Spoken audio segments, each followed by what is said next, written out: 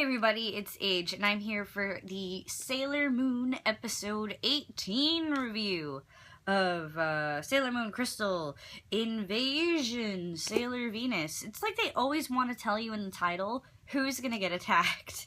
Like, could you not? Like, I get it, we're following the manga, but like, oh my gosh, you guys don't care about spoilers, do you?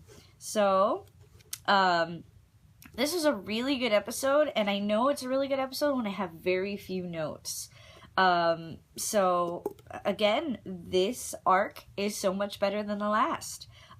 Sapphire, as they're calling him now instead of Sapphire, has a very good point early on in the episode when he tells Rubius, "Aren't you mad that you're losing subordinates? Because you should be, because that's not really a good plan of attack."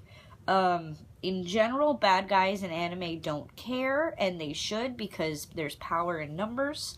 We can see that because the Sailor Senshi get weaker as they get picked off.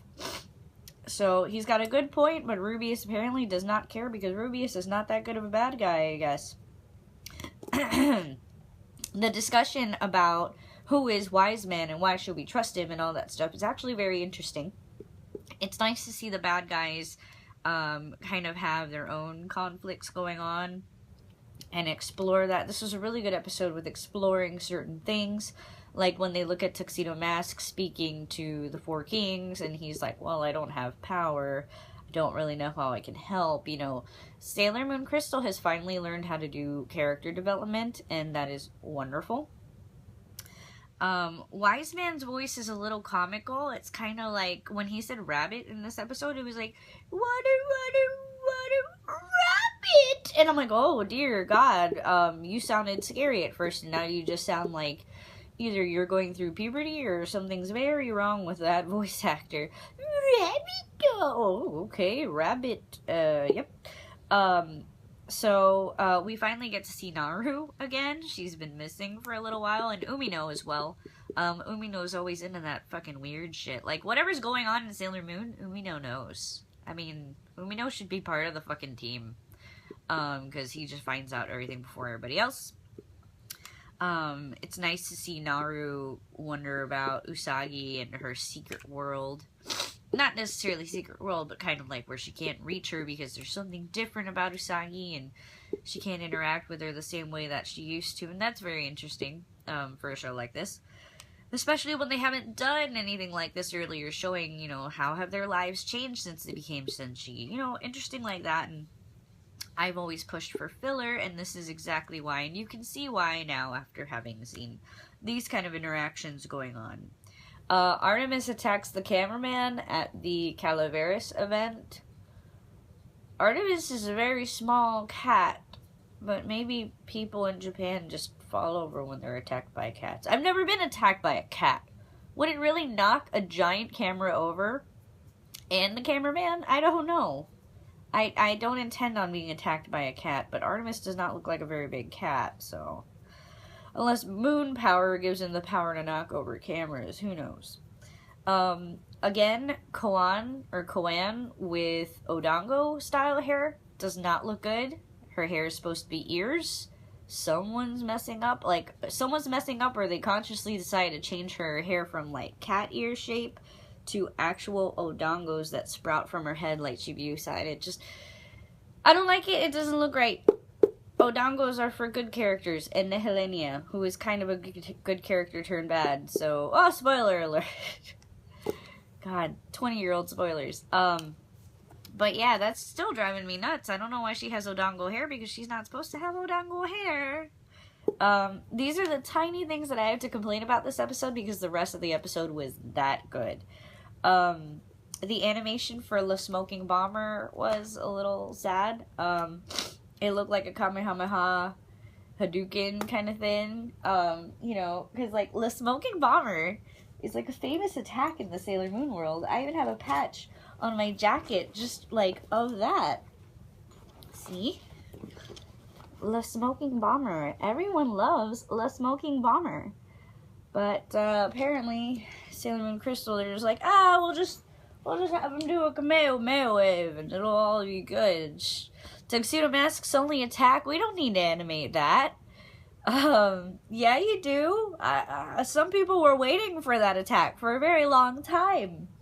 Um, I think Tuxedo Mask's discussion about how he didn't have power was interesting, because we see that leads up to him getting the smoking bomber, but he gets it in the same episode. And this is where Sailor Moon Crystal is failing me, as opposed to the other anime that I'm watching. Where instead of setting something up early on, as a character conflict, they're doing it in the same episode that it's resolved. Like, let's say 5 episodes. Let's say that scene with the 4 kings happened 5 episodes ago instead of in this one. There would have been more emotional payoff to him actually getting attacked and being able to protect Usagi. It would have been more satisfying. And this is like kind of like writing 101 stuff. Like, I'm not making this up. This is like a known thing. This is how you write TV shows, movies, books, anime. You get a way bigger payoff if you establish this stuff and build it up over time. I love how the episodes have improved for Sailor Moon. They've really gotten a lot better. They're a lot more interesting. Every episode that goes by, in my opinion, has been a better episode. Except for stuff like this. This is driving me nuts, and it's stuff that I know they know in the anime world because other anime does it. So why can't Sailor Moon do it? You know what I mean? And Sailor Moon is that anime that I love so much, and I want to do well, and I want them to treat it the way that it deserves to be treated. And these are very minor things. I mean, all you gotta do is add perhaps even just a line of dialogue from Tuxedo Mask saying, like, I wish I could protect you with powers. You know, like, look at the Sailor Senshi, they have powers, I don't. How long did that take? 3 seconds to say? So it's just stuff like that irritates me, and that's also more because, you know, we're all old. We're all old. All the people watching Sailor Moon, we're all old. We all realize this, or we should realize this, because we've seen other shows. We've seen when this has been, not articulated well, but, we've seen it in other shows, and we've seen it go well.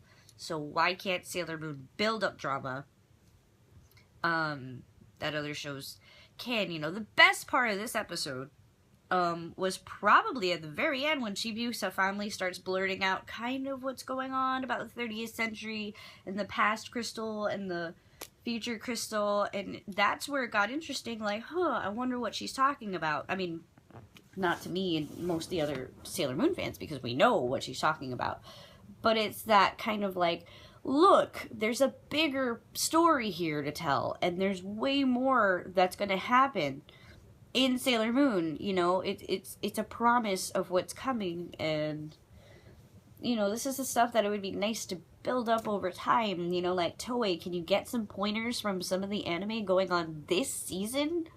I don't even mean, like, in the past. Like, I've seen great anime in the past, but let's just compare it to what's happening now. That's the only fair comparison, right? Take a look at Ao Noah Zero.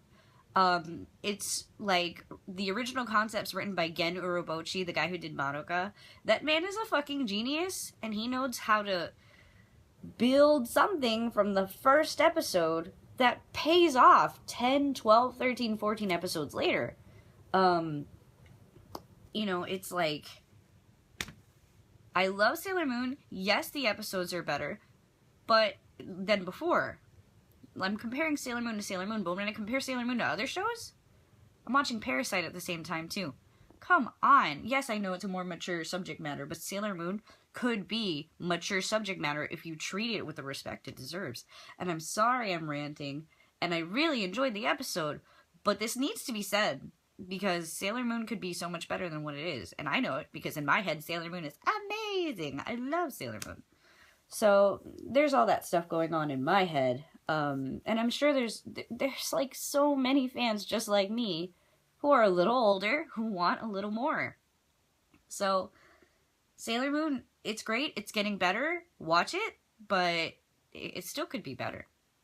That's my beef.